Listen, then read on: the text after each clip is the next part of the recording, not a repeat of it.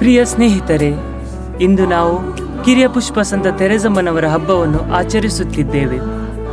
ಇವರು ಜನವರಿ 2, 1873ರಲ್ಲಿ ಜನಿಸಿ ಸೆಪ್ಟೆಂಬರ್ 30, 1897ರಲ್ಲಿ ಸ್ವರ್ಗ ಸಾಮ್ರಾಜ್ಯವನ್ನು ಸೇರಿದರು.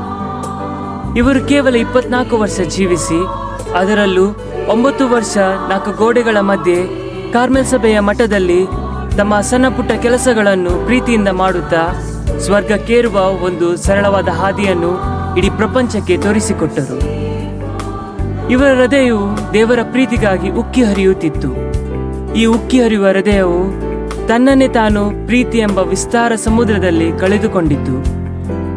ಇವರು ಇಂದಿನ ಯುಗಕ್ಕೆ ಒಂದು ಆದರ್ಶ ಪ್ರೇರಣೆಯಾಗಿದ್ದಾರೆ.